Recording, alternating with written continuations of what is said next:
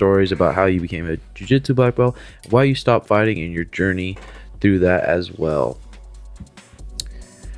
Yes, I didn't really officially stop fighting, but I was just like at the point where I was like, okay, I've got all these surgeries back to back to back to back, gotten a lot of concussions back to back. I love fucking martial arts. I don't want to stop it ever. I love training so much. I don't want to stop it ever. So I'm like, okay, just thinking on it from a outer perspective, not my ego, that like a fighter just wants to feed their ego and go beat someone up and get all the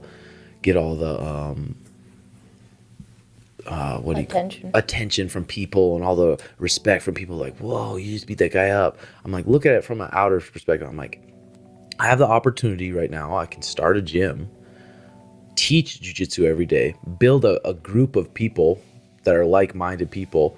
I can still train every day, and I can probably make more money than I would if I was fighting. And be healthy. And I don't have to get any more concussions. I don't have to keep damaging my brain or keep getting surgeries to where I have to get put under anesthesia. That's just terrible for your body, and go to sleep, and then they fix you up, and then Mariah's got to take care of me for the fucking however long after. I was like, well, let's just try it out. Let's go start a gym and we'll see how it is. But it's like, fuck, dude.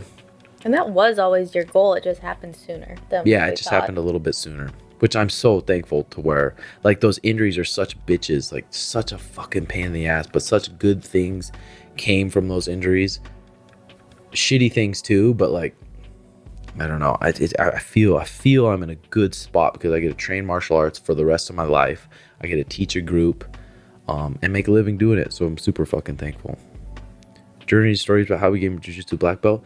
I was a purple belt training at the lab, met Taquino, figured out Taquino has a program that he runs. So then I asked him, hey, Taquino, can I come train with you? And he said, yep. And he brought me over, do the night classes. And I did the beginners classes. I started from the bottom. I'm a purple belt already, professional fighter in Bellator. And he started making me work on Mount Escape 1. Learn how to properly shrimp. Literally with all the white belts. All the white belts, learn how to shrimp, learn to do everything. Put me through this whole curriculum, and I just did it. Still, after the pro classes, went over there and did it, and watched how he taught a class. Got to be around him teaching a real Brazilian Jiu-Jitsu class from a Brazilian Jiu-Jitsu world champion who was raised in Brazil and done it their whole life, and just got to see how he taught, the curriculum he taught. And then it came about to where I was able to start my own program. And then I'd go over to the pro training though with these guys, all Brazilians. They'd speak Portuguese the whole time. A lot of times I'd be the only American there, so I'm just sitting there, fucking little redhead.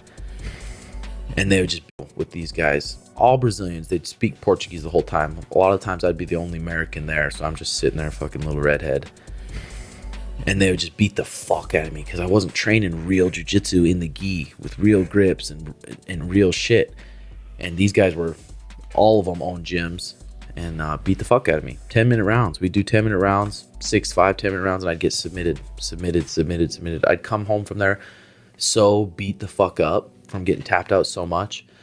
But doing that for years and years and years, I started to catch up to people. Maybe catching a black belt. Oh, I'm like, damn.